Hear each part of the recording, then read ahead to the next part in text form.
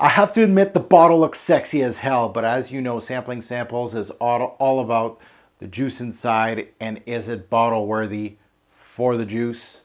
Let's take a look. Hey YouTube fragrance community, welcome to another episode of Samplin Samples. Today I'm going to be sampling from the brand of Burberry. This one called Mr. Burberry. Bottle sexy as hell. It was a 2016 release. They actually already just recently released a flanker to that as an eau de parfum variation. I haven't smelt it, so for all of you that were going to type in that question, sorry, no, I haven't smelt the new EDT. So this is on the Eau de Toilette version released in 2016. So I have an initial impression of video on this scent. I shot it back in December 7th, 2016. I'll put the video over here somewhere. For all of you that haven't checked out that video, initial impression is off that small sample. So now today I've worn it a few times and I want to give you guys a little bit more in depth as far as what I think about this fragrance. It could be either I'm thinking about buying a bottle, I'm going to get another sample, try it out some more, or it's basically that sample told me the whole story and I'm not impressed. So let's get into my sampling samples on Mr. Burberry, the Eau de Toilette version. So the big notes to my nose were grapefruit, woods, birch leaf, mint, and tarragon in Mr. Burberry. My overall impression hasn't changed much from my initial impression on this particular fragrance. It was very fresh grapefruit up top, which is met with a mildly spicy green pleasant birch leaf, which was the one note that was very well done, and some mint and some tarragon. The opening was the best part of the scent, and unfortunately it is not really groundbreaking in the fragrance game. I really enjoyed the green aspect of this scent,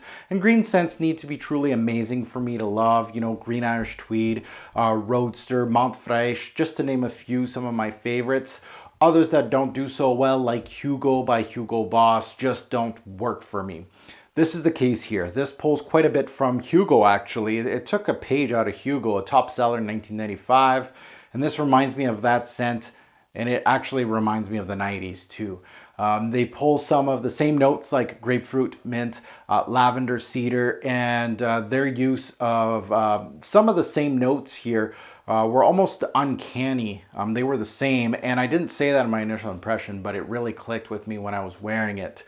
There's some woody aspect in this dry down, which is a poor showing, in my opinion, of woods. It's a green, herbal, woody, versatile scent made basically for work. The bottle's beautiful, and with the name and bottle, the scent could have been a classic in the fragrance game if they would have really made something a little more unique or authentic. Sadly, it fell quite short, to be quite honest. It smells like a discounted 90s top seller for 20 bucks. Not a new exciting release in 2016 that will cost $40 to $80 depending where you shop, obviously. So the staying power in this fragrance was actually fairly weak.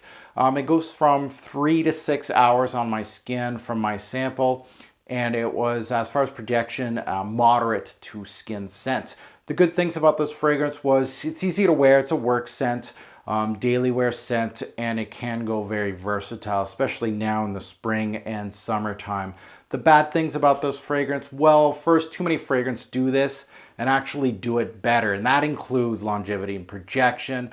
Fairly generic scent, not special. Performance is actually below average, so that is going from the cost, right, of the scent, which is not worth your while. Final take, bottle worthy, another sample or a pass for me personally. No surprise here that it has hit discounters already. So this one is a pass for me. Star rating from 1 being absolutely disgusting, being a poor showing of a fragrance, right up to a 5 being a stellar fragrance that I would probably buy. That is going to get, Mr. Burberry is going to get the 1-star treatment.